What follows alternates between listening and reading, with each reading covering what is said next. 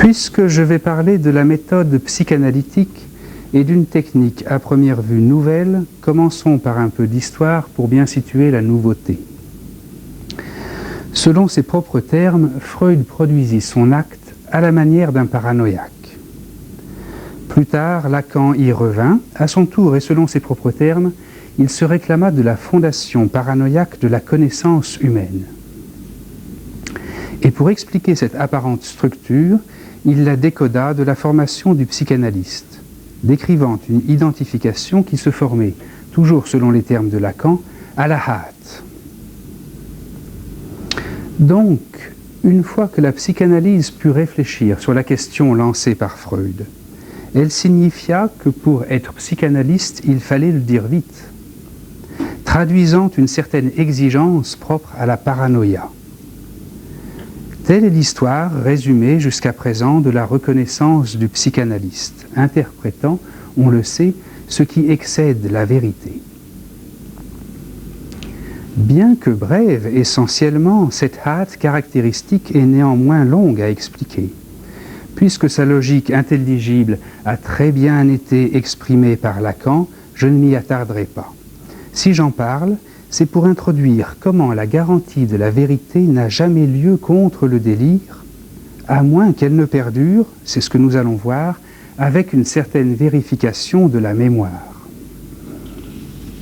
Dans cette perspective, puisqu'après le premier psychanalyste, Freud, Lacan, le deuxième psychanalyste, en somme, déclarait qu'il lui fallait avant tout se déclarer à la hâte, et puisque je l'écoutais, je me hâtais de me déclarer.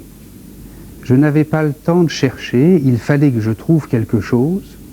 Je me déclarais le troisième psychanalyste.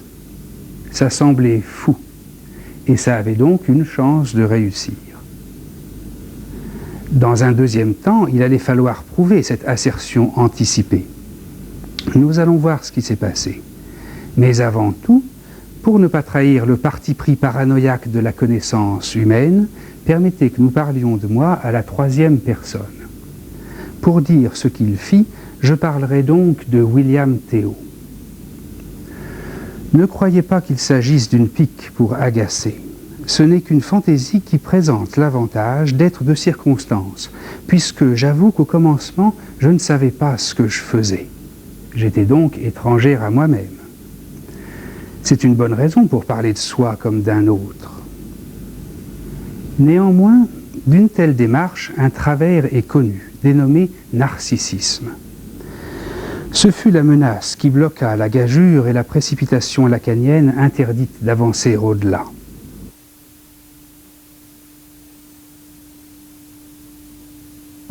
En effet, cette étrangeté à soi-même qui fait le sel de l'inconscient risque cette passion reconnue de Narcisse qui, outre l'égoïsme, établit et la mort et l'amnésie. C'est alors, face à cette menace, que pour éviter ces multiples pièges, les psychanalystes se sont toujours penchés de façon critique sur leur garantie, leur identité et leur reconnaissance. Or, dans leur grande majorité, puisqu'ils soutenaient une métamorphose, ne pouvant pas se reconnaître dans les signifiants du sens commun, les signifiants de l'État par exemple, ils conçurent de se reconnaître entre eux. À partir d'un tel moment, la jante psychanalytique en elle-même forme un modèle d'une psychologie collective. L'expérience montre qu'elle n'en eut pas conscience, ou bien qu'elle refusa cette distinction. Ce en quoi elle n'avait peut-être pas tort. Mais, quelle qu'en fût la raison, forcément, elle creusa dès lors un abîme entre la psychologie individuelle qu'elle prisait et cette psychologie collective qu'elle déniait. Freud s'en désola. Lacan, qui s'y précipita avec hâte, en sortait vite, déçu. Comment résoudre, se demandait-on, cette fracture abyssale où avorte la reconnaissance entre semblables? C'est alors que William Théo montra quelque chose qui restait nécessaire pour franchir cet abîme qui sépare la psychologie individuelle de la psychologie collective. C'est cette chose que nous allons voir, c'est le sujet de cette conférence. Elle correspond à l'acte du troisième psychanalyste. Ce qui est nécessaire, supposa Théo hâtivement avant qu'il le démontre, c'est que ce soit les analysants, ceux qu'on appelle aussi les psychanalysés. Bien plus que les psychanalystes, que ce soit les analysants donc qui se reconnaissent entre eux. Au demeurant, c'est une évidence, et y être sourd noie l'acte freudien en une activité morbide où la vérité n'égale que la contemplation du mensonge. Au contraire, pour qu'émergent de la civilisation les sciences humaines, la psychanalyse engage que les analysants s'associent entre eux. Telle fut l'action du troisième psychanalyste, provoquer l'association de ces analysants. Et comme on était en France, on constata rapidement que cette association devait être la personne morale selon la loi de 1901. J'ai expliqué cela dans une conférence précédente dont on peut consulter l'extrait. On appela cette association une FP, comme les initiales d'une fonction psychanalytique. Et l'abîme qui séparait la psychanalyse de l'acte social fut franchi. Ce n'est pas une information que je donne sans argument. Dans cette conférence, j'évoquerai des résultats probants.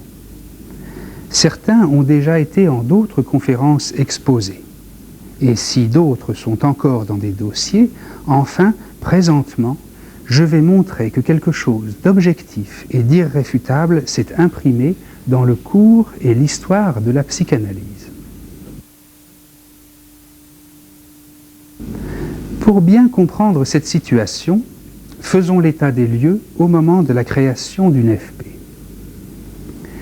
Ayant donc débuté par une organisation à la hâte, l'autorisation psychanalytique se poursuivit selon la garantie par l'association des analysants.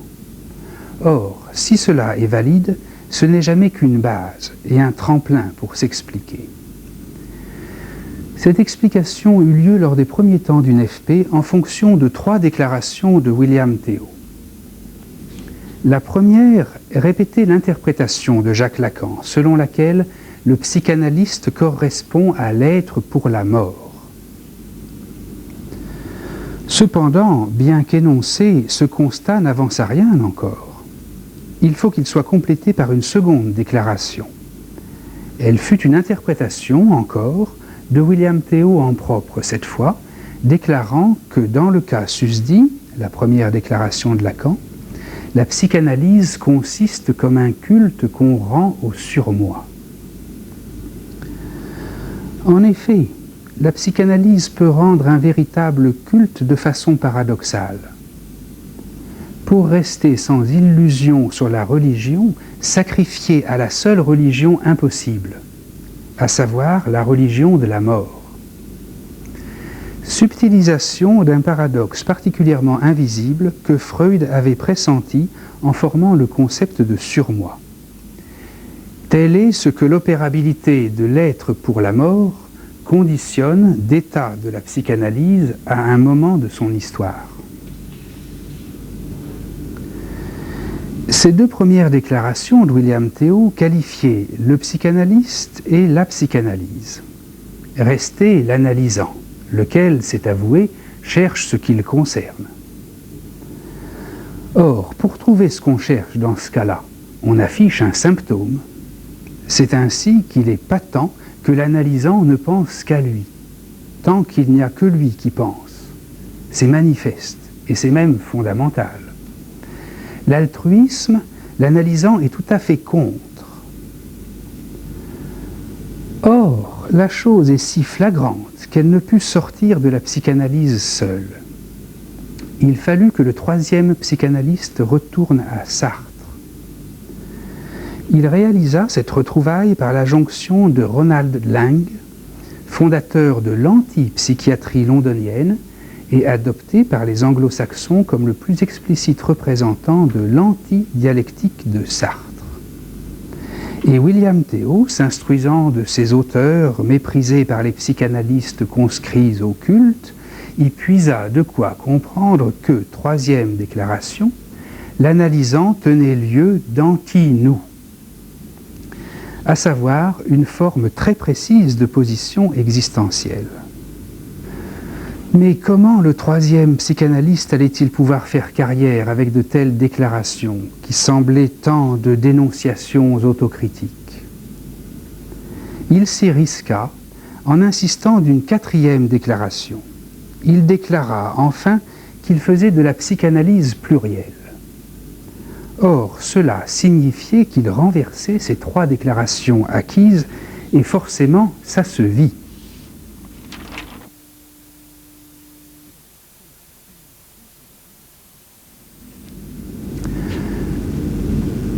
Ça se vit effectivement là où l'association des analysants plaçait l'effet sensible de la psychanalyse. Car, pratiquement, c'est une aberration de considérer la psychanalyse selon ses effets dans le savoir individuel. Qu'elle produise ses effets dans le savoir, c'est une chose acquise, mais qu'il s'agisse du savoir individuel, c'est une chose contraire à son procès. Elle intervient sur l'inconscient. Il est vrai qu'il s'agit d'une partie du savoir qui n'est pas collectif. Mais il n'y a rien de moins individuel que l'inconscient, cependant, puisque l'inconscient est fondamentalement divisé et morcelé. Cette ambivalence de l'inconscient s'explique seulement si la psychanalyse traite du savoir collectif. Or, c'est à quoi correspond l'association des analysants. Ce pourquoi elle signifia que la psychanalyse plurielle contrecarre les trois déclarations de résistance préalablement dénoncées par William Théo, étant donné qu'elle place l'effet sensible de son action plutôt que du savoir individuel à l'endroit du savoir collectif. À cet endroit, la psychanalyse peut entraîner des effets contrairement à l'impossible de l'envers de la psychanalyse que démontrait Lacan. Voyez-vous, si on marque comme une division, la division que représente la séance analytique, avec l'association des psychanalysants, la psychanalyse plurielle met à côté le savoir qu'on traite.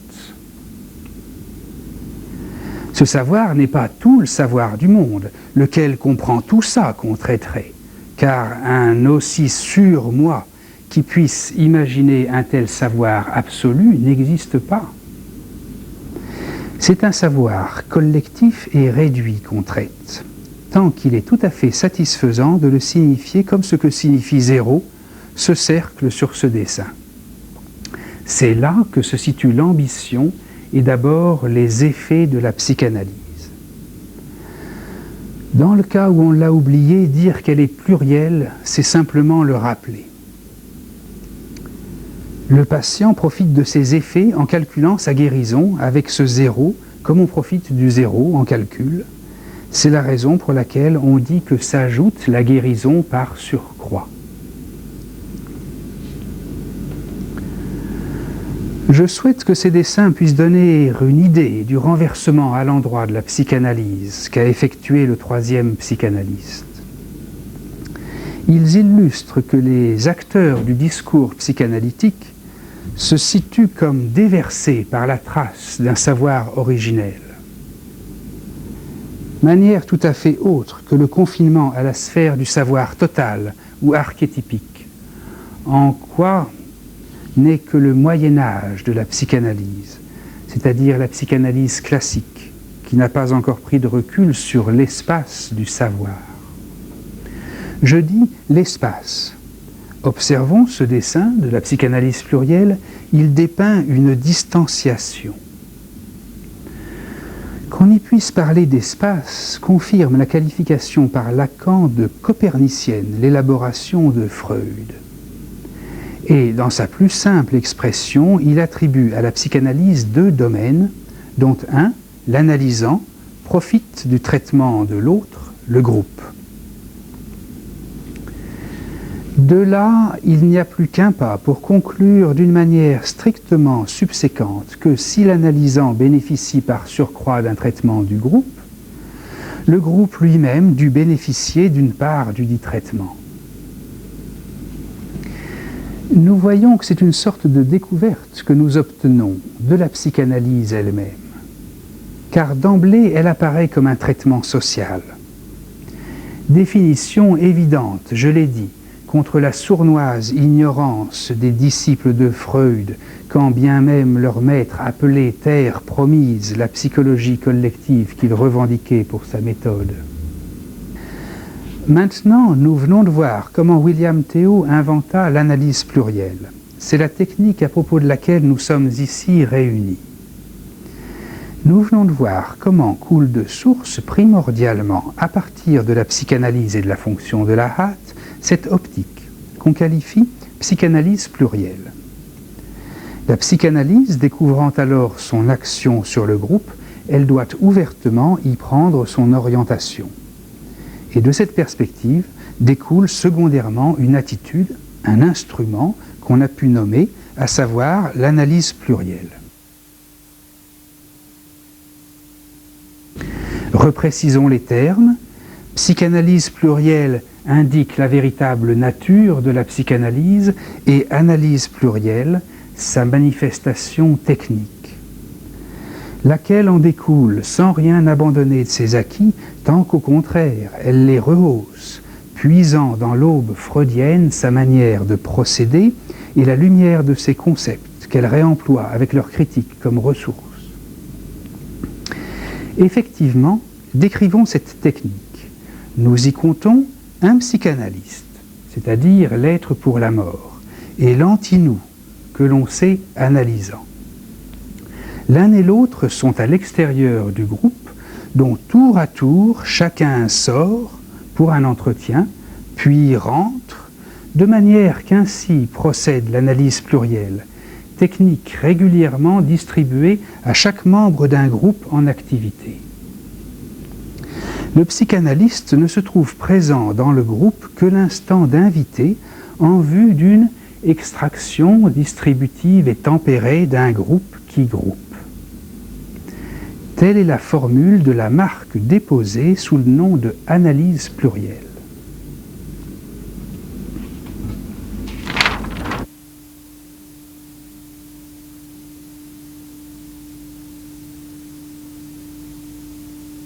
Nous avons ici un schéma développé d'une séance d'analyse plurielle. Sa définition et son opération sont très simples. Faire une petite sortie, comme on m'a dit un jour, tandis que le groupe n'est pas quelque chose de difficile à imaginer. Cependant, par rapport à la psychanalyse classique, un statut est modifié. Le culte du surmoi est altéré. Sa collusion avec la totalité est scindée. En d'autres termes, le savoir ainsi divisé permet une levée du refoulement que le surmoi scellait.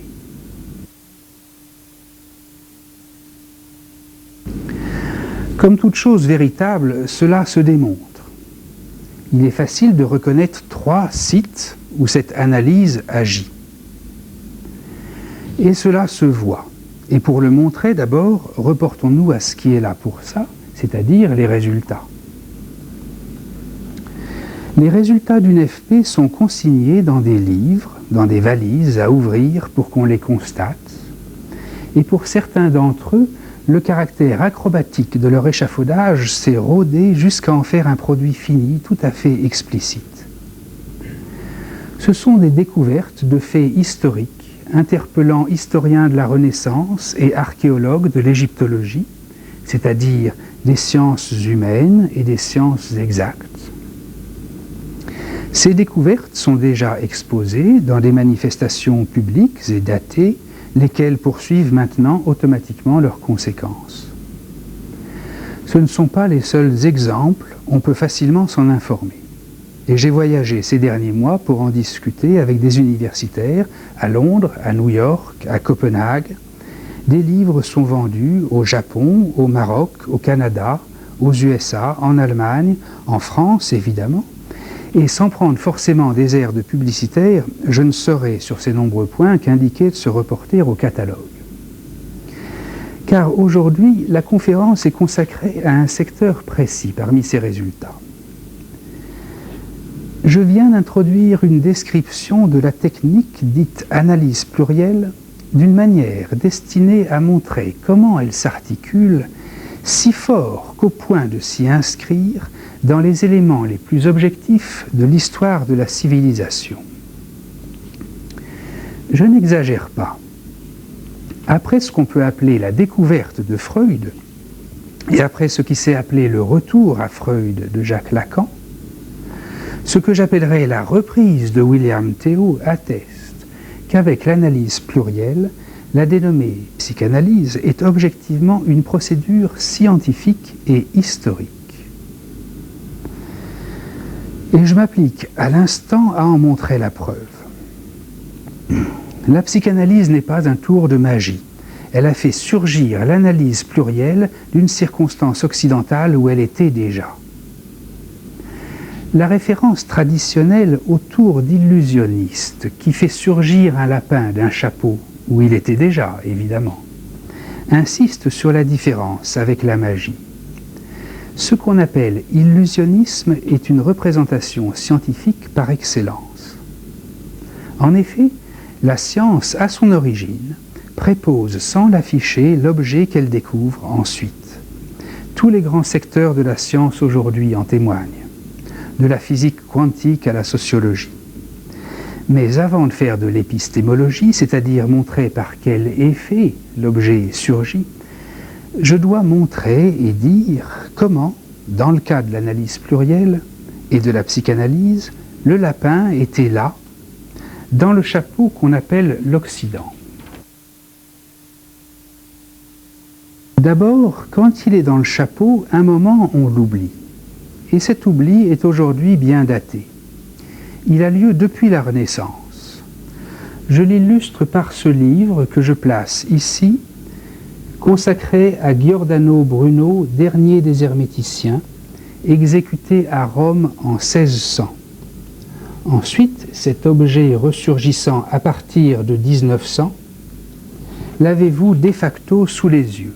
C'est le texte distribué au début de cette conférence.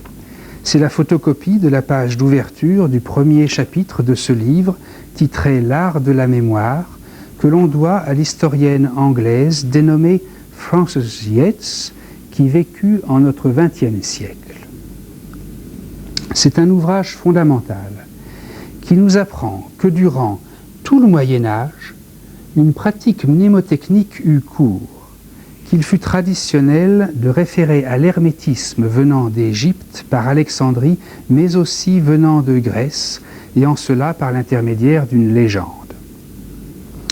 Puisque la qualité d'écriture de Yates est exceptionnelle, lisons-la avec la nuance de la traduction. Ce passage introductif décrit le principe fondateur de ce qui s'appela, avant l'heure moderne, mémoire artificielle, et dont les principes, jusqu'à la Renaissance, étaient agglomérés à l'astrologie, l'alchimie et bien évidemment l'histoire. Au cours d'une réunion organisée par un noble de Thessalie qui s'appelait Scopas, le poète Simonide de Chéos chanta un poème lyrique en l'honneur du maître. Mais il y inclut un passage à la gloire de Castor et Pollux. Mesquinement, Scopas dit au poète qu'il ne lui paierait que la moitié de la somme convenue pour l'éloge, et qu'il devait demander la différence aux dieux jumeaux avec lesquels il avait partagé le poème. Un peu plus tard, on avertit Simonide que deux jeunes gens l'attendaient à l'extérieur et désiraient le voir. Nous aurons bien entendu à comprendre qu'il s'agissait des deux athlètes divins. Il quitta le banquet et sortit, mais il ne put trouver personne. Pendant son extraction, le toit de la salle du banquet s'écroula, écrasant Scopas et tous ses invités sous les décombres. Les cadavres étaient à ce point broyés que les parents venus pour les emporter et leur faire des funérailles étaient incapables de les identifier. Mais Simonide se rappelait les places qu'ils occupaient à table, et il put ainsi indiquer aux parents quels étaient leurs morts. Castor et Pollux, les jeunes gens invisibles qui avaient appelé Simonide, avaient généreusement payé leur part en attirant Simonide hors du banquet, juste avant l'effondrement du toit, puisqu'ils avaient à la fois sauvé sa vie et sauvé les âmes du banquet et de l'oubli. Enfin, Yeats nous montre que cette aventure suggéra au poète les principes de l'art de la mémoire dont on dit qu'il fut l'inventeur. Remarquant que c'était grâce au souvenir des places où les invités s'étaient installés qu'il avait pu identifier les corps, il comprit qu'une disposition ordonnée est essentielle à une bonne mémoire. Ce qui signifie évidemment que cette disposition ordonnée compte avec l'extraction de Simonide. Remarquablement, on ignore, depuis la Renaissance, combien cette petite légende prit d'importance alors au décours du Moyen-Âge. Car durant toute la formation de l'Occident, chaque philosophe, chaque moine, chaque magicien, mais aussi chaque orateur la connaissait, passant par Cicéron à Rome, après Simonide de Chéos en Grèce, au IVe siècle avant Jésus-Christ, à l'époque de Socrate, de Platon, de Sophocle. Étudions cette légende, à vrai dire ce modèle avoué. Nous apprenons qu'il signifiait en même temps rien de moins qu'une théorie. Et non seulement de la mémoire, mais aussi de l'écriture, de la lettre elle-même, autrement dit du signifiant. Or, certains penseurs, bien qu'ils aient vécu en des âges reculés, n'avaient rien à envier aux meilleurs de nos têtes contemporaines. De sorte que si nous le comprenons aujourd'hui, le Moyen-Âge sut très bien que Simonide relatait l'intelligence de la mémoire, ainsi que la clé des arts et des sciences, ou bien encore, d'une façon générale, de ce qu'on appelle le savoir. C'est pourquoi j'ai pris soin d'introduire cette conférence, de manière à ce qu'elle rappelle à quel but et à quel effet fondamental correspond le savoir en psychanalyse. De sorte que si j'ai pu faire ensuite sentir l'importance de cette légende antique, on verra l'intérêt que présente la comparaison que je vais dire maintenant. La fable de Simonide décrit une structure, et nous ne douterons pas que chaque terme y est pesé. Cette structure présente trois pôles. D'une part, le banquet, qui signifie le groupe dans la sociologie antique. D'autre part, Simonide lui-même, citant Castor et Pollux. Enfin, l'extérieur, où ses jumeaux sont à nouveau évoqués, mais de telle sorte qu'à travers leur absence, c'est Simonide en personne qui tient pour une part leur place. Mais voici quelque chose de remarquable. Castor et Pollux sont deux jumeaux aussi bien connus durant l'Antiquité sous les nominations descriptives du génie de la mort et d'Antinous. Alors, sans conteste, nous sommes forcés de nous interroger. Sont-ce les significations modernes connues de l'être pour la mort et de l'antinou freudien préalablement cité? Et la réponse est sans ambiguïté. Tout prête à identifier les mêmes concepts. Avec le génie de la mort et Antinous, nous retrouvons ces deux déclarations de Théo qui, on comprend l'importance de ce fait, les formula avant qu'il connût quoi que ce soit de Simonide et de ses nominations des divinités grecques. Et si nous y ajoutons sa troisième remarque s'agissant du surmoi, elle règne sur la légende de Simonide. Le surmoi, selon Freud, étant cela même qui écrabouille les identités des personnes en groupe. Ainsi, trois pôles caractéristiques de la psychanalyse, l'analyste, l'analysant, la psychanalyse, sont structurés, selon toute probabilité, dans une importante allégorie et technique antique. Il serait alors irresponsable de ne pas le vérifier encore.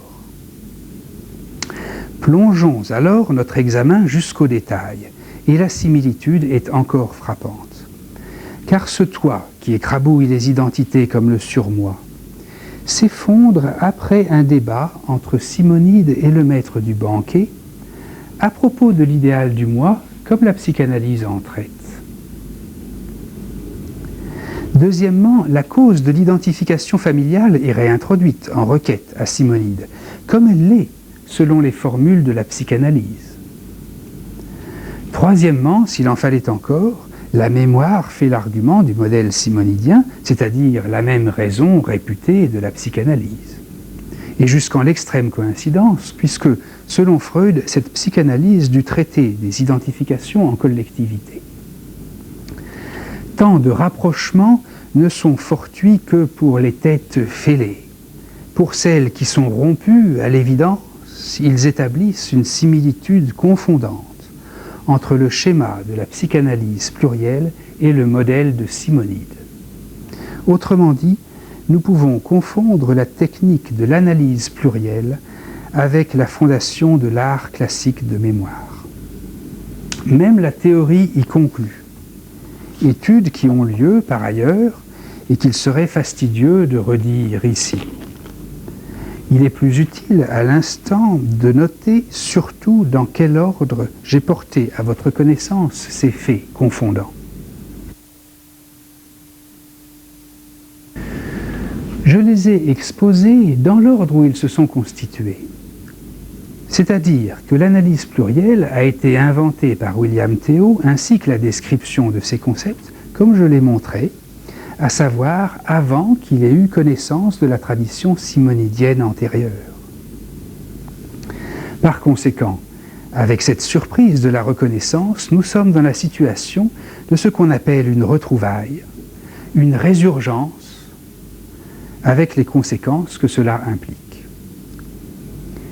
Cette invention, cette retrouvaille, implique pour le moins une confirmation et la garantie que psychanalyse et analyse plurielle ne sont pas hétérogènes ou incongrues à la civilisation et à l'histoire. Or, c'est la première fois, n'est-ce pas, que la psychanalyse paraît n'être pas une fabrication tombée du ciel. Autrement dit, voilà quelque chose propre à réduire sa tendance soit à l'idéalisation du génie de Freud, soit à la religion. Et nous en sommes donc là, aujourd'hui, à cette mise au point selon laquelle la psychanalyse ne serait pas quelque chose dénué d'antécédence.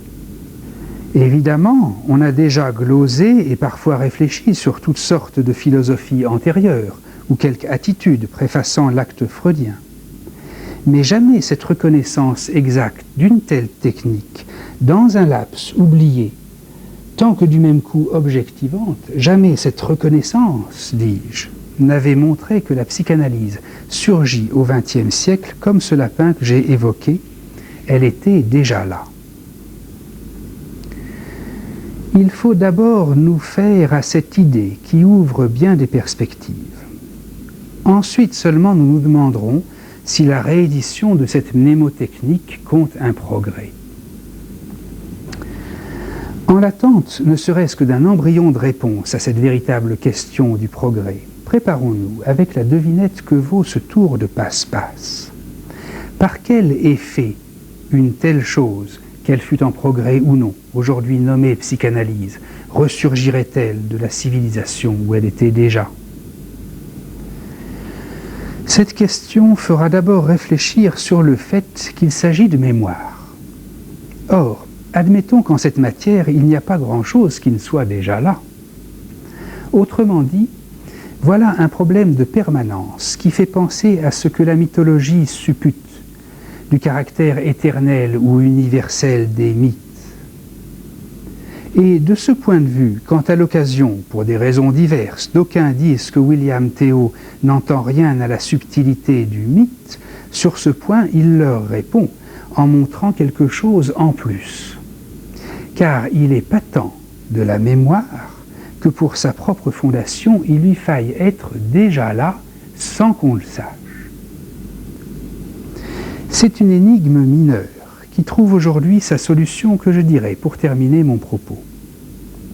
Que je la dise ne tiendra plus qu'à une dernière remarque.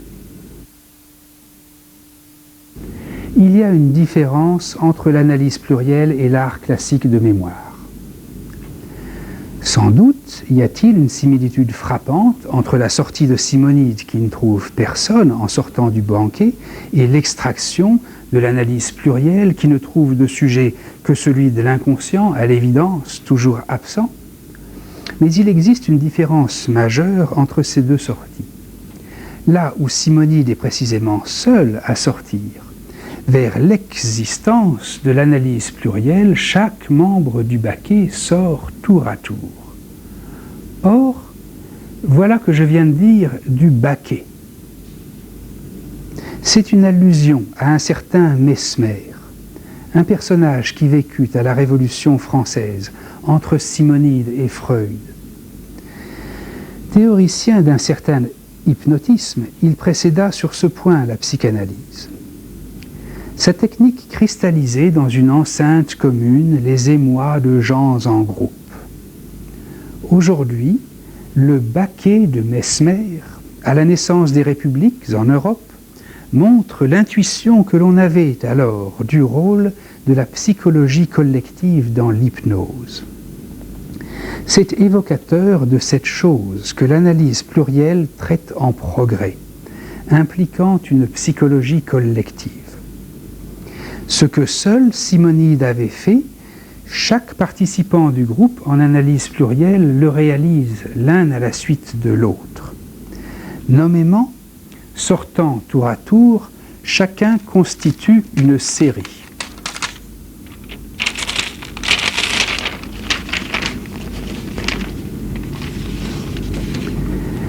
Je veux dire quelque chose de spécifique, de précis et de reconnaissable. J'ai précédemment parlé de Sartre avec son disciple Ronald Lang, qui initia l'antipsychiatrie à Londres.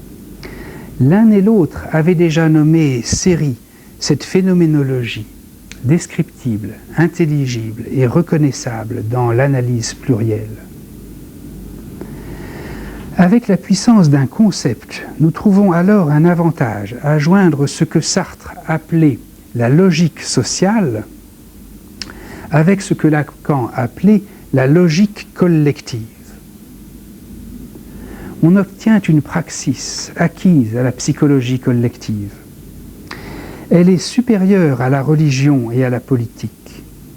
Aphoristiquement, la part qu'Antinous et le génie de la mort payent pour une critique du maître ne dédommage plus la mort, mais par contre ruine quelque illusion. C'est toute la différence entre la chute d'un toit et la chute d'un tyran. Quand aujourd'hui s'effondrent encore des combles en justes bombes ou fosses ou quelque épouvantable pollution, les morts cependant de nos modernes catastrophes ne manquent pas d'identité. Mais l'illusion que l'analyse dissipe tient à l'identité du groupe cette fois. C'est pourquoi Freud déclara à la fin de sa vie que seule la jonction entre les psychologies individuelles et collectives pouvait justifier que la psychanalyse existât.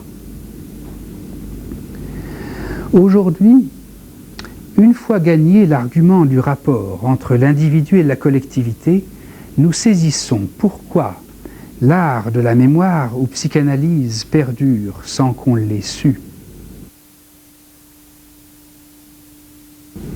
C'est d'abord d'une psychologie collective qu'elle extrait sa matière, nécessairement durant un moment à l'insu des individus.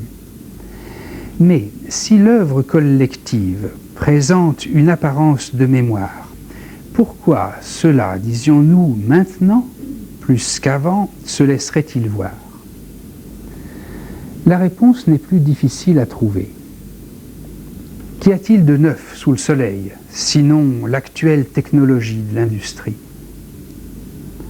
Or, avec la psychanalyse, la logique sérielle qui caractérise notre art moderne de mémoire explique quels liens nouent à l'œuvre collective sont produits.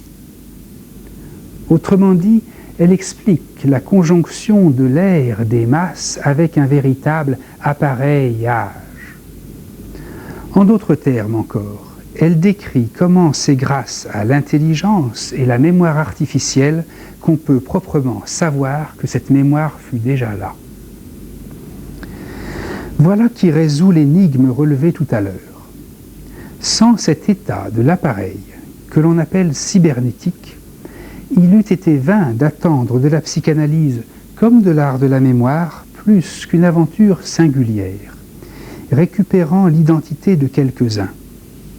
Par contre, avec cet appareil contemporain, chacun de nous redécouvrons et retrouvons effectivement la mémoire en même temps que son art. C'est en tout cas ce que je prétends que mes travaux montrent. Pour nous en tenir au stade informatif de la présente conférence, je conclurai en disant 3 perspectives qu'ils ouvrent. Premièrement, dans le passé, nous trouvons une étrange présence derrière l'art simonidien. Elle soutint matériellement sa mémoire par l'équipement de l'appareil cybernétique. Ça semble avoir été, selon Yeats, l'hermétisme, si ce n'est son maître Hermès. Cette réflexion ouvre sur l'immense domaine de l'organisation de la civilisation. Ensuite, dans le présent, c'est l'immémoriale écriture que nous trouvons.